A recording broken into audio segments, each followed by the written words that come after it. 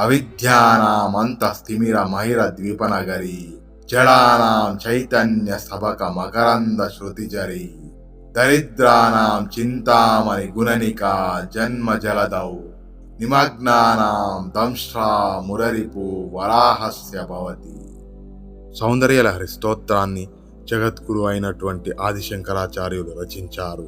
ఆయన ఎన్నో అద్భుతమైన స్తోత్రాలని మనకందించారు. శివానంద లహరి, సౌందర్యలహరి, కనకదార స్తోత్రము, సుబ్రహ్మణ్య భజంగ స్తోత్రము, భజగోవిందము, అన్నపూర్ణ అష్టకము మరియు ఎన్నో అద్భుతమైన రచనలను ఆయన మనకందించారు. శంకరాచార్య రచనలలో అగ్రగణ్యమైనది సౌందర్యలహరి. బాహ్యమునందున సౌందర్యలహరి అనగా సౌందర్య అంటే అందము, లహరి అంటే కెరటము.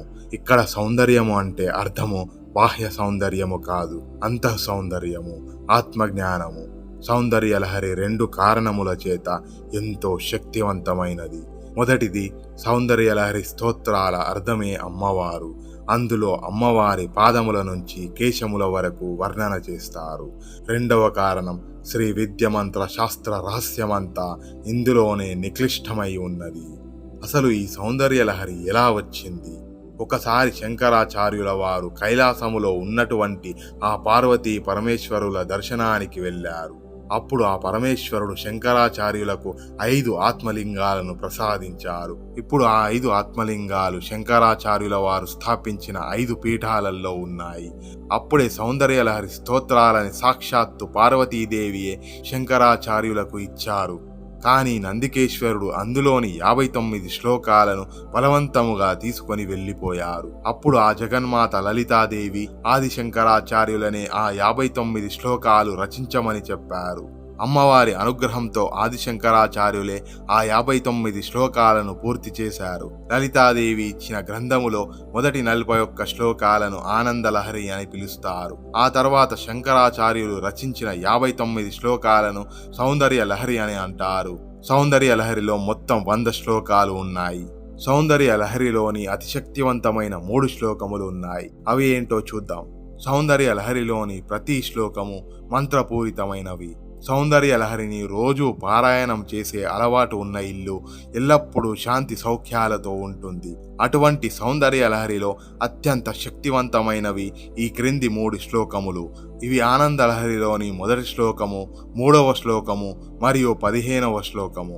శివశక్తాయుక్తో యది భవతి శక్త ప్రభవితుం నచేదేవం దేవో నకలు కుశలః స్పందితుమపి అతస్త్వామారాధ్యాం హరిహర విరించాదిభిరపి ప్రణంతుం స్తోతుం వా కదమకృత పుణ్యః ప్రభవతి. అవిద్యానామంతస్తిమిరమహిరద్వీపనగరీ జడానాం చైతన్య సబక మకరంద శృతిజరీ దరిద్రానాం చింతామణి గుణనికా జన్మ జలదౌ నిమగ్నానాం దంష్ట్రా మురరిపు వరాహస్య భవతి. శరజ్యోత్స్నా శుద్ధాం శశియుథా జటాజుటా మకుటాం వరత్రాసా త్రాణా స్ఫుటిక ఘటికా పుస్తకకరాం సకృన్నత్వా నత్వా కథమివా సతాం సన్నిధతే మధుక్షీర ద్రాక్ష మధురిమా దురినః ఫణితయః.